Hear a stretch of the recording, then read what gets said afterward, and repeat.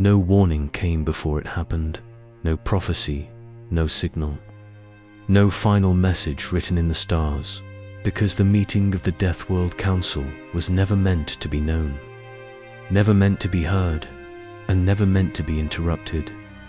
And yet history would later remember this moment as the instant the balance of the galaxy broke forever. Because this was the day the most dangerous beings in existence realized they had made a fatal mistake.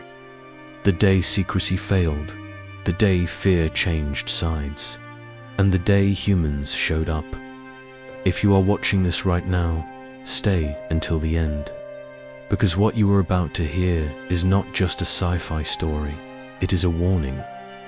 And if you enjoy powerful stories where humanity shocks the universe, make sure to like and subscribe now, because stories like this are rare, and the truth behind them is even darker. The Deathworld Council chamber existed inside the corpse of a dead star. A massive sun that had been hollowed out, stabilized, and weaponized long before humanity had discovered fire.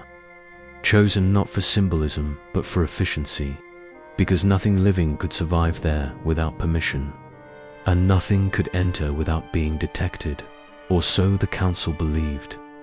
And floating around the chamber were beings that most civilizations only knew through extinction records and erased histories.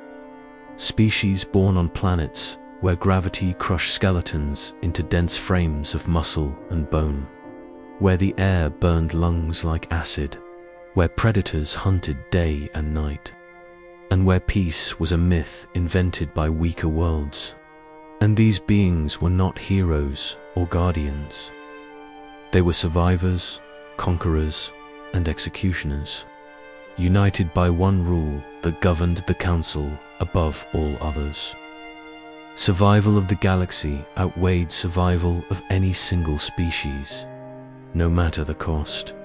The Crack's dominion hovered closest to the central core, their massive insectoid bodies wrapped in adaptive armor grown directly from their flesh. Their species having evolved through endless planetary wars that lasted millions of years, while across from them drifted the Varelian brood, sleek, silent, and predatory. Their kind known for consuming entire ecosystems until nothing remained but sterile rock. And beside them pulsed the Zaan Collective, a hive-minded intelligence composed of trillions of synchronized organisms, capable of sacrificing entire star systems without hesitation if the calculation demanded it. And these were only a fraction of the council, because every member species shared one defining trait. They came from Deathworlds, planets so hostile that only the strongest, smartest, and most ruthless survived.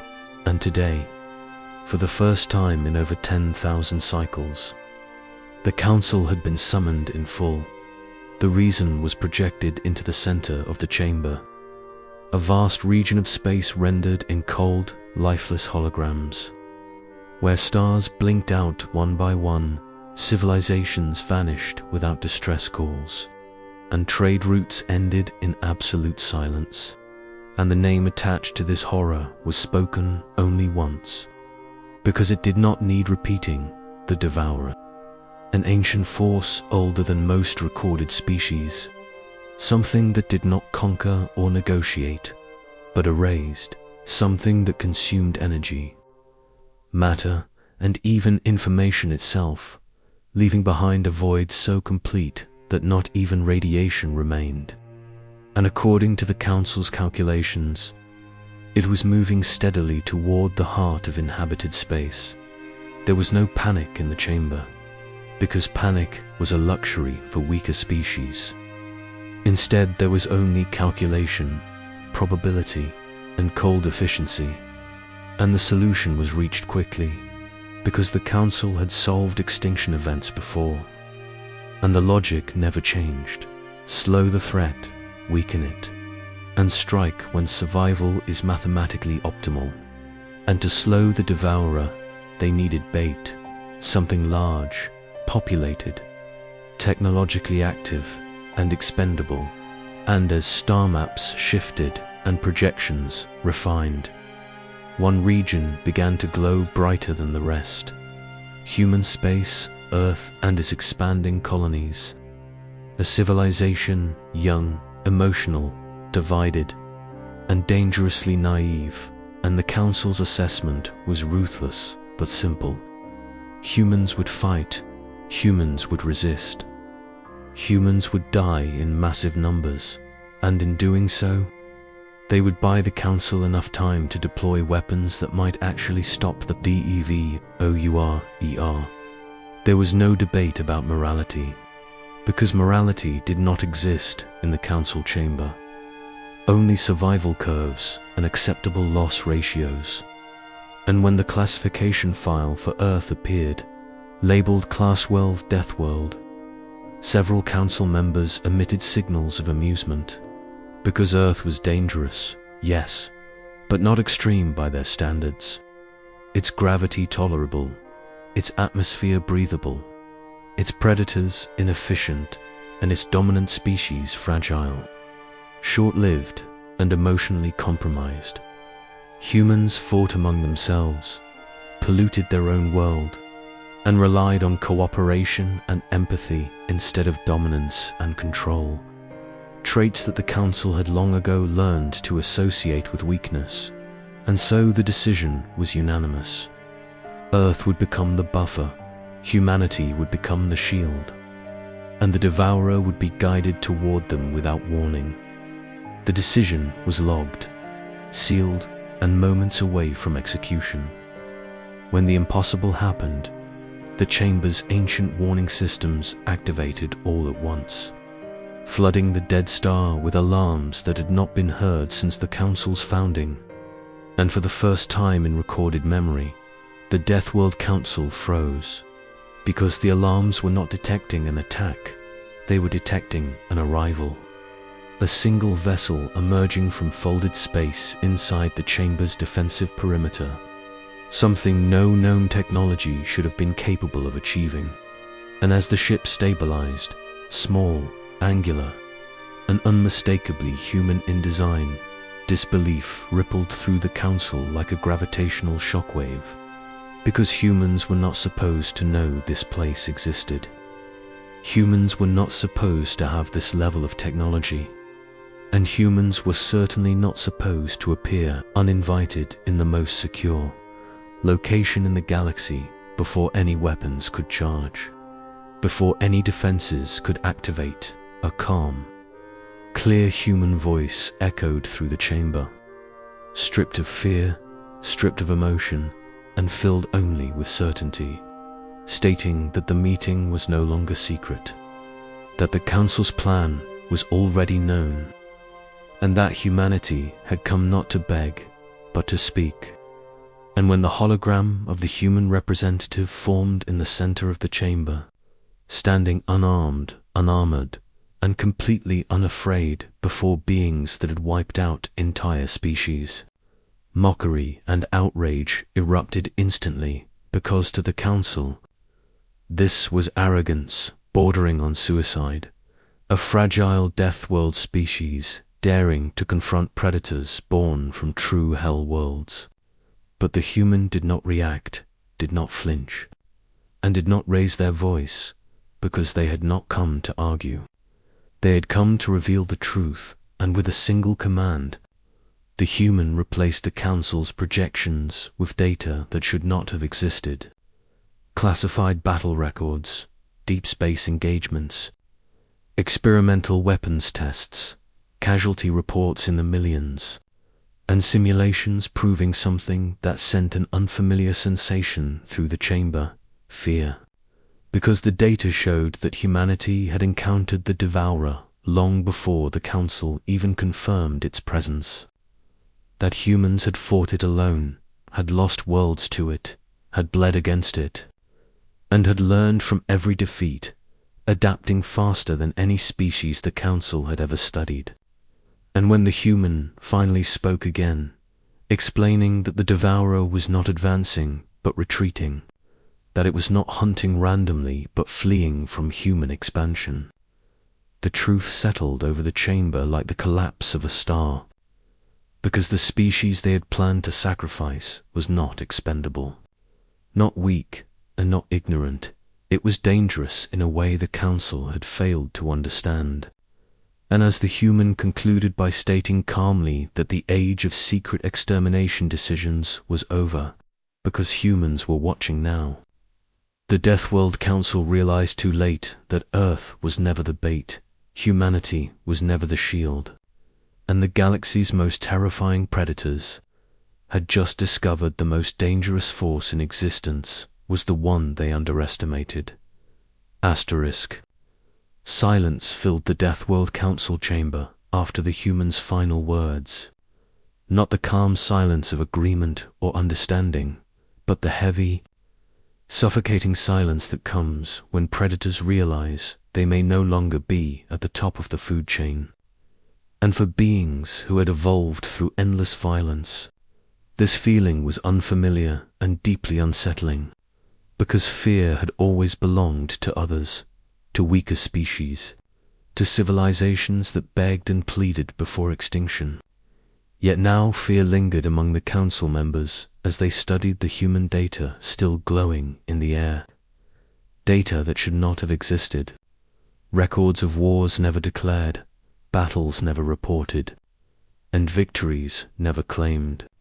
Because humanity had not announced its survival to the galaxy, it had hidden it. And this realization began to fracture the Council's long-held assumptions. Asterisk. The Crack's Dominion was the first to respond, their armored limbs shifting as they projected a hostile challenge, accusing the human of deception, of manipulation, of fabricating evidence to intimidate superior species. Because to them, intimidation was a familiar tactic, but the human did not react emotionally, did not argue, instead allowing the Council to analyze the information themselves. And as the Zahn Collective processed the data across trillions of linked minds, probability calculations emerged that could not be ignored. Human adaptation rates exceeded Deathworld norms. Human casualty tolerance surpassed expectations, and most alarming of all, human technological evolution accelerated dramatically under existential threat, something that had only been observed in the most extreme Deathworld species. Yet even among them, growth had never been this fast. The human representative began to speak again. Not loudly, not aggressively, but with the quiet confidence of someone who no longer needs to prove strength, explaining that humanity's first encounter with the Devourer occurred far from Earth, at the edge of human expansion, where an entire colony vanished in less than a day. And at first, humans believed it was a natural disaster, a stellar anomaly, until more worlds went silent, until long-range probes returned nothing but emptiness. And when humanity finally understood that something was hunting them, panic spread across their worlds. Governments collapsed, alliances fractured, and for a brief moment, extinction felt inevitable. But unlike many civilizations, humans did not unify under fear alone. They unified under refusal, refusal to sacrifice others, refusal to accept annihilation as fate, and refusal to become what they feared. Human fleets were destroyed in their early encounters. Weapons proved useless, defenses failed, and entire populations were lost. But each defeat taught humanity something new, because humans did not see failure as final. They saw it as information. They recorded everything, analyzed patterns, and shared knowledge openly across their species.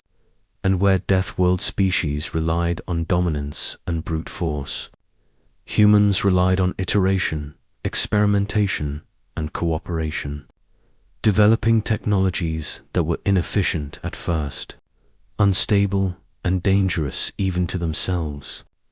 But over time, these crude weapons, evolved into something terrifyingly effective. Weapons designed not to overpower the devourer, but to disrupt it, confuse it, and most importantly, hurt it.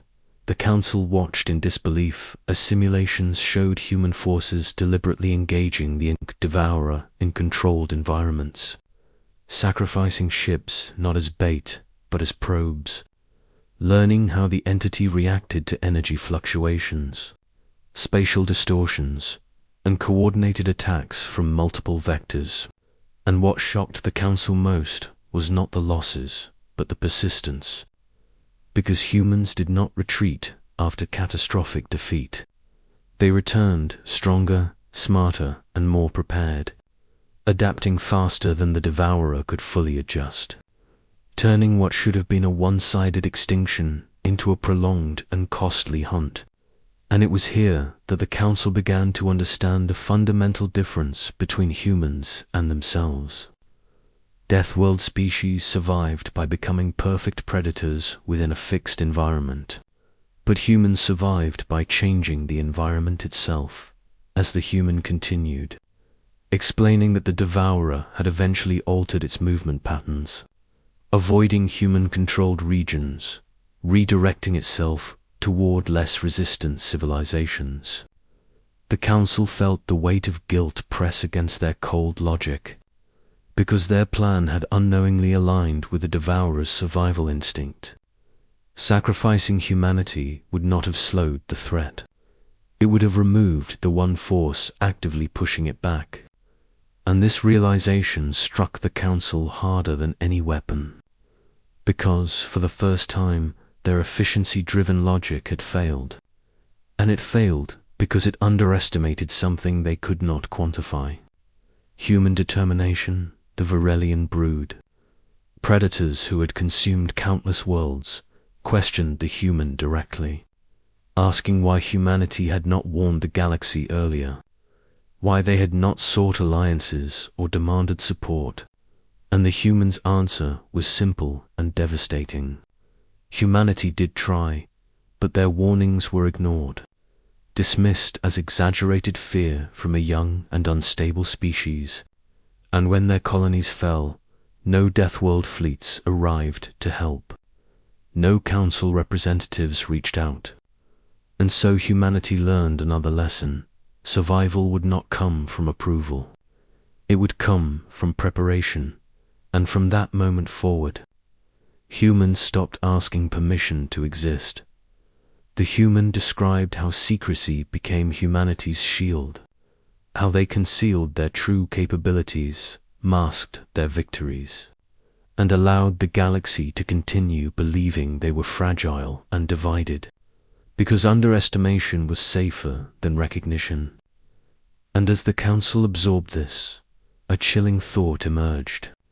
Humanity had willingly allowed itself to be seen as weak, had tolerated disrespect and dismissal, all while preparing for a war no one else believed was coming.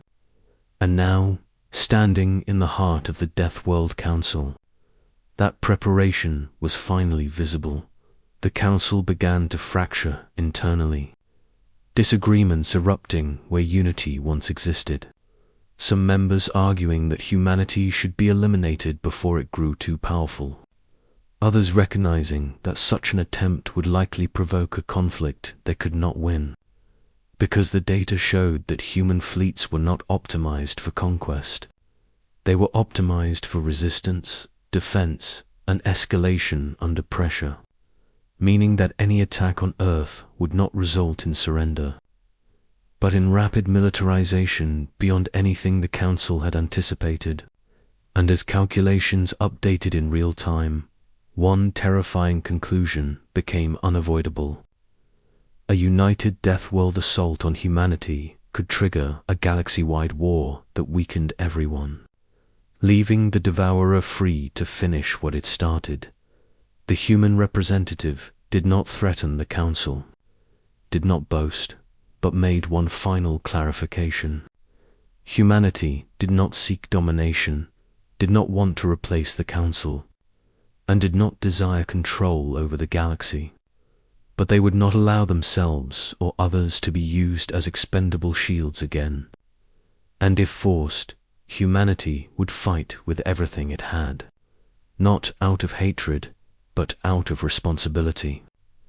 Because humans had learned that survival meant protecting not just their own species, but the idea that life had value beyond calculation. As the human ship prepared to depart, the Council faced a reality none of them were prepared for. The galaxy's most dangerous species were no longer the sole guardians of survival. A new force had emerged, one that combined adaptability, emotion, and relentless determination. And as the human vessel vanished into folded space, leaving no trace behind, the Deathworld Council remained in silence, because they understood now that the war against extinction could not be won through sacrifice alone. It required something they had long abandoned: cooperation, and for the first time since its creation, the Deathworld Council faced a choice that could not be solved with numbers alone, because humanity had changed the rules, and the galaxy would never be the same again. Somewhere far beyond the council chamber, in the cold darkness between galaxies, the Devourer adjusted its course once more, not toward Earth, not toward human space, but away, retreating from the one species that refused to break, because it had learned the same lesson the Council had just discovered. Humans were not prey, they were pressure, constant, adaptive, and relentless. And as the shadow of extinction shifted, one truth echoed silently across the stars. The galaxy's greatest threat was no longer what was coming, but what humanity might become if pushed too far. The moment the human vessel vanished from the Deathworld Council chamber, something unseen but irreversible spread through the galaxy. Because power does not always move through fleets or weapons. Sometimes it moves through information. And what the Council had just learned could not be unlearned. The truth that humanity was not weak, not expendable, and not blind. And this truth began to fracture alliances that had existed for thousands of cycles, because fear is contagious. And this time, fear was no longer directed downward at weaker civilizations. It was moving sideways, and even upward, toward species that had believed themselves untouchable. Within hours of the meeting's conclusion, encrypted transmissions flooded Deathworld space, messages marked with threat-level symbols rarely used. Calculations were recalculated, probability engines ran non-stop. An ancient species that had never questioned their dominance began quietly fortifying their borders, increasing fleet readiness, and restricting travel, all without public explanation, because no one wanted to be the first to admit the impossible, that a young species from a so-called moderate Deathworld had disrupted the balance of power simply by surviving too well. The Crack's Dominion convened its own internal war council, deep within their armor-forged capital world, where gravity crushed weaker beings instantly, and their generals reviewed human combat footage with growing unease, watching small, fragile-looking vessels execute maneuvers that relied not on raw strength, but on coordination, sacrifice, and precision timing. Strategies that exploited enemy overconfidence, and the more they watched, the clearer it became that humans did not fight to dominate territory, they fought to exhaust, to adapt, and to escalate until victory became inevitable. And for the first time, the Cracks calculated that a war with humanity would not be fast, glorious, or decisive. It would be slow, expensive, and devastating. Elsewhere, the Zaan Collective processed the Council encounter across trillions of minds, their hive intelligence reaching a conclusion that sent a ripple of alarm through their shared consciousness. Humanity represented an anomaly, a species whose emotional variance increased strategic unpredictability, making them extremely difficult to model accurately, and worse. The data showed that human morale increased under pressure instead of collapsing, meaning traditional terror tactics would not work. Extinction threats would not force surrender, and total war would only accelerate human innovation. A scenario the collective classified as self-amplifying danger among the Varelian brood, whose entire culture revolved around predation. A more primal fear emerged, because predators understand one truth better than anyone. The most dangerous prey is the one that learns, and humans had not only learned, they had taught themselves how to survive against something that consumed stars. And if humans could do that, then no ecosystem, no hunting ground, and no dominant species was truly safe anymore. As rumors leaked into non-Deathworld space, panic began spreading among younger civilizations, those who had long lived under the shadow of the Council's unspoken authority, because they had always believed that if extinction ever came, the Council would decide who lived and who died. But now, whispers suggested that humanity had challenged that authority, that humans had rejected being used as a shield, and worse, that the Council had listened. And for many worlds, this revelation was both terrifying and hopeful, because it meant the galaxy's fate might no longer be decided solely by cold calculation, but by resistance. On Earth, none of this panic was visible, because humanity had learned long ago that survival required calm, preparation, and silence, and while the galaxy reacted in fear, human command centers remained controlled. Fleets maintained routine patrol patterns, and public life continued. Because humanity understood something the Deathworld Council did not. Panic spreads faster than truth, and revealing too much too soon could destabilize everything. So instead, human leaders focused on one priority: readiness. Hidden shipyards accelerated production. Research divisions refined weapons designed not for conquest, but containment, disruption, and denial. Technologies meant to slow, confuse, and fragment threats far larger than humanity itself. And unlike Deathworld species who centralized power among elites, humans distributed responsibility across countless networks, meaning that no single strike could cripple their ability to fight back. And this decentralized resilience was something the Council's models struggled to account for. Meanwhile, far beyond inhabited space, the Devourer continued its slow retreat, altering its trajectory again and again, responding to human pressure in ways that suggested something unprecedented: caution. Because the Devourer had consumed countless civilizations without resistance. Yet humanity had forced it to adapt defensively, and each adaptation reduced its efficiency elsewhere, meaning that every moment humanity survived, the Devourer grew weaker relative to the galaxy, a fact that unsettled even the most hardened Deathworld species, because it implied that extinction was not inevitable. It was conditional. The Deathworld Council reconvened in fragments, no longer unified enough for a full assembly, debates erupting over whether humanity should be integrated, controlled, or eliminated, and these debates revealed deep fractures. Because some members saw humanity as a stabilizing force, a buffer against total annihilation, while others saw them as a future rival that could one day challenge Deathworld dominance entirely.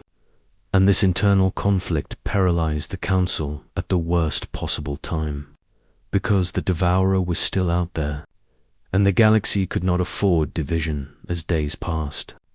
Human observers detected subtle shifts in Deathworld fleet movements, defensive posturing that suggested preparation not for extinction defense, but for uncertainty, and humanity recognized the danger immediately, because uncertainty breeds mistakes, and mistakes lead to war. So a decision was made at the highest level of human command, one that would define their role in the galaxy forever. Humanity would no longer hide completely, they would not reveal everything, but they would no longer allow others to control the narrative of their existence. A carefully crafted message was prepared, not as a threat, not as a declaration of dominance, but as a statement of intent, a message that would be broadcast through neutral channels, reaching every major civilization, Deathworld and otherwise, and its purpose was simple: to clarify one truth before fear turned into violence. Humanity did not seek to rule. Humanity did not seek to replace the Deathworld Council. But humanity would not accept decisions made in secret that condemned entire species without consent. And if necessary, humans would stand between extinction and the innocent, regardless of cost. As this message prepared for release, unseen tensions reached a breaking point within the Council, because some members interpreted humanity's growing visibility as provocation, while others saw it as leadership emerging from chaos, and as ancient species argued over whether to confront, cooperate, or contain humanity. Time continued to move forward, and the Devourer continued to exist, forcing the galaxy toward a moment where hesitation would no longer be an option. And somewhere between fear and hope, the galaxy began to realize that the age of silent extermination was ending, and whatever came next would be louder, more dangerous, and impossible to stop. The message humanity prepared was released without ceremony, without dramatic fanfare, and without threats, because humans understood that true power did not need to shout, and within moments of its transmission, the galaxy reacted not with celebration, but with shock, because, for the first time in recorded history, a species outside the Deathworld Council had openly challenged the silent authority that had governed survival decisions for millennia. And the words themselves were simple, measured, and terrifying in their clarity, stating that humanity would no longer accept extinction decisions made in secret, that no species had the right to sacrifice another without consent, and that any attempt to use humans or others as expendable shields would be met with resistance, not negotiation. And this declaration sent ripples through every major power structure in known space. Asterisk, asterisk among younger civilizations. The message ignited something dangerously close to hope, because for generations they had lived under the understanding that their existence was conditional, tolerated only as long as they did not inconvenience stronger species, and now, a civilization that had once been dismissed as weak was openly stating that survival should not be decided by cold calculation alone.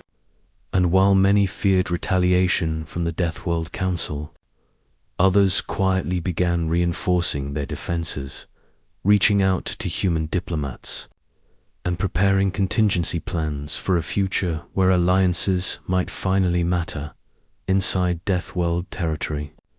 The reaction was far darker, because authority challenged is authority threatened, and several Council species interpreted humanity's message as the first step toward rebellion, not against extinction, but against the Council itself.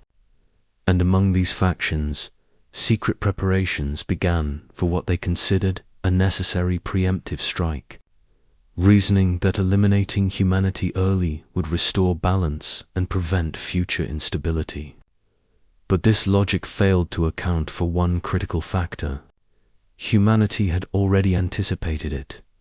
Human intelligence networks detected shifts in fleet trajectories, changes in communication patterns, and the subtle tightening of Deathworld borders. And instead of responding with fear or escalation, Human Command activated a long-prepared protocol designed for exactly this scenario, not an attack, but visibility. Because humans understood that secrecy favored those who acted without accountability. So they began selectively revealing evidence. Controlled disclosures of past engagements with the Devourer, of joint rescue operations where human fleets had saved non-human worlds without recognition, and of technological developments that proved humanity was not preparing for conquest, but defense on a scale the galaxy had never seen. These revelations forced the Deathworld Council into a dangerous dilemma, because open war against humanity now risked exposing the Council's long history of silent sacrifices, something that could fracture their legitimacy entirely. And as debates intensified, ancient rivalries resurfaced, with some species accusing others of manipulating extinction events for personal advantage. Accusations that weakened unity further, and for the first time since its creation, the Council faced the possibility that it might not survive intact, not because of an external enemy, but because of internal collapse. Meanwhile, the Devourer continued to retreat, but not blindly, because it was learning to, adapting to human pressure by becoming more selective, more patient, and more unpredictable, avoiding direct confrontation while probing the galaxy's edges for weakness. And this behavior alarmed human analysts, because it suggested that the Devourer was no longer simply reacting, it was planning, and this forced humanity to accelerate its preparations. Not just to protect itself, but to ensure the galaxy did not fall apart under the weight of its own fear before the true threat returned. A turning point came when a non-Deathworld civilization, long ignored by the Council, was attacked by the Devourer without warning. Its defenses overwhelmed within hours, and as distress signals flooded space, Deathworld fleets hesitated, calculating cost versus benefit, repeating the same logic that had doomed countless species before. But humanity did not hesitate. Human fleets redirected instantly, arriving faster than any projection predicted, engaging the Devourer with coordinated precision, deploying weapons designed to disrupt rather than destroy, and for the first time, the galaxy witnessed humans fighting not for territory or dominance, but purely to protect another species. And when the Devourer was forced to withdraw, leaving the civilization damaged but alive, something fundamental changed in the perception of humanity. The broadcast footage spread everywhere, not as propaganda, but as undeniable proof. Humans were willing to fight extinction directly, without demanding loyalty, tribute, or submission. And this act shattered the narrative that humans were acting out of self-interest alone, forcing even hardened Deathworld species to reassess their assumptions, because power exercised without domination was something they had never truly understood.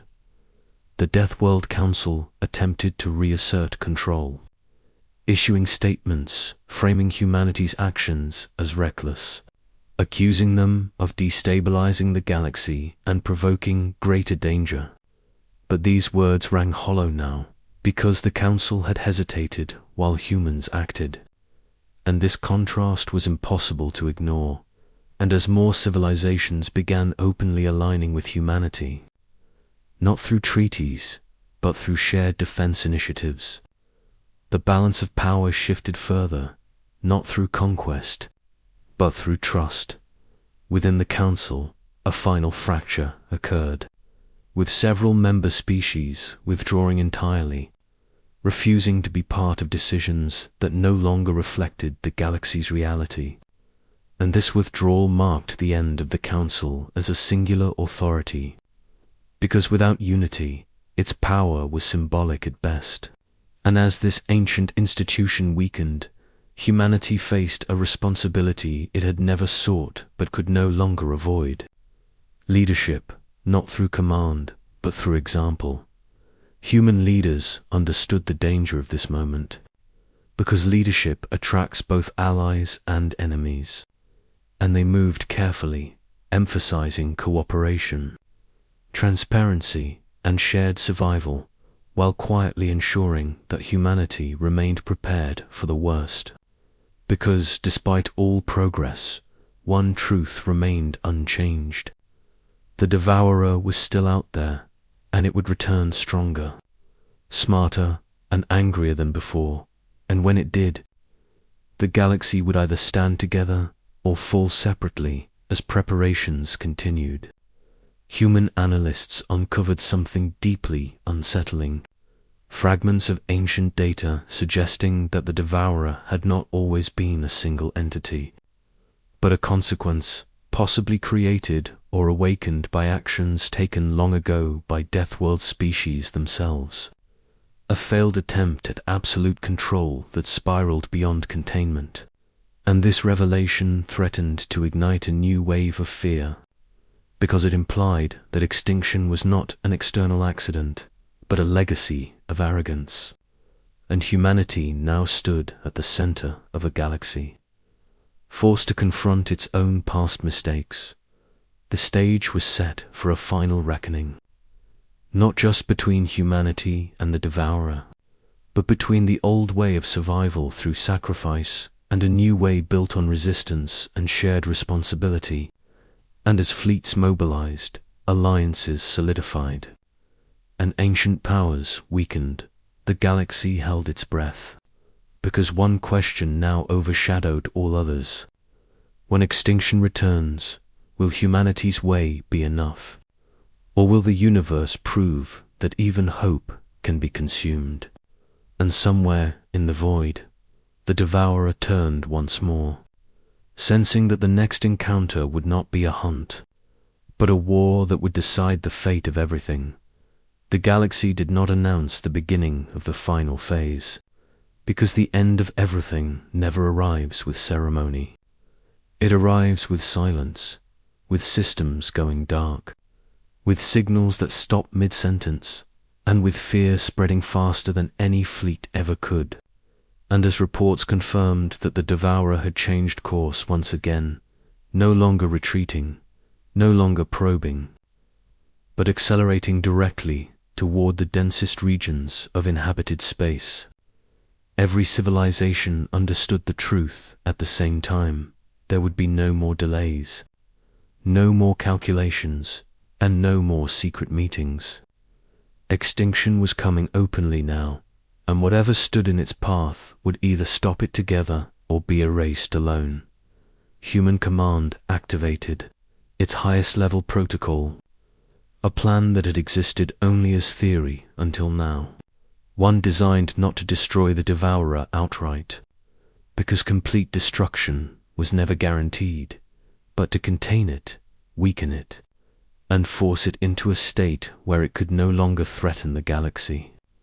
And this plan relied on something no Deathworld species had ever truly trusted: cooperation across differences, shared sacrifice without exploitation, and transparency in decision-making, because humanity had learned that secrecy created monsters, and they refused to repeat the mistakes that had nearly ended everything. A galaxy-wide broadcast followed, not dramatic, not aggressive, but direct, stating clearly that humanity would lead the defensive effort, not as rulers, not as conquerors, but as coordinators, and that participation was voluntary, but inaction carried consequences, because extinction did not negotiate. And, surprisingly, the response was overwhelming. Fleets from dozens of civilizations answered the call, some powerful, some fragile, some previously ignored. And even a few Deathworld species quietly joined, recognizing that survival now depended less on dominance and more on unity. As the combined fleets gathered, The sheer diversity of ships and technologies created chaos at first. Incompatible systems, conflicting doctrines, and ancient grudges threatening to undermine coordination. But human officers worked tirelessly to integrate them, translating tactics, sharing data openly, and adapting plans in real time. Because humans did not expect perfection, they expected change. And this flexibility became their greatest strength, turning disorder into controlled complexity, something the Devourer could not easily predict. The first engagement was catastrophic, because even weakened, the Devourer remained beyond anything the galaxy had ever faced. Entire squadrons vanished in moments, energy attacks failed, spatial distortions collapsed ships into nothing, and fears surged across every channel, but humanity did not retreat. Instead, they executed the next phase, forcing controlled losses to map the Devourer's responses, adjusting formations dynamically, and slowly, painfully, they began to limit its movement, forcing it into predictable patterns for the first time in its existence. Deathworld commanders watched in disbelief as human-led forces did what they had never achieved, not defeating the Devourer outright, but controlling the battlefield itself, turning space into a trap rather than a hunting ground. And as casualties mounted, something extraordinary happened. Number civilization abandoned the fight, because this time no one felt expendable. And that belief alone held the Alliance together when logic said it should have collapsed at the height of the battle. When defeat still seemed possible, human scientists executed the final component of the plan, activating a containment array built from shared technologies. Deathworld power systems combined with human adaptive algorithms, creating a field that did not destroy the Devourer, but isolated it, severing its ability to draw energy from stars, matter, and space itself. And as the entity struggled, slowed, and finally stopped advancing, the galaxy witnessed something it had never seen before. Extinction halted, not by domination, but by cooperation. Asterisk, the victory was not clean, and it was not complete, because the Devourer was not destroyed, only imprisoned beyond the reach of known space, contained by systems that required constant maintenance and shared responsibility. And humanity made this truth public immediately, refusing to create a myth of absolute safety, because they understood that complacency was more dangerous than fear. And this honesty reshaped the galaxy's future more than the battle itself. In the aftermath, the Deathworld Council officially dissolved, not through violence, but its authority replaced by a cooperative survival network where no single species held absolute power.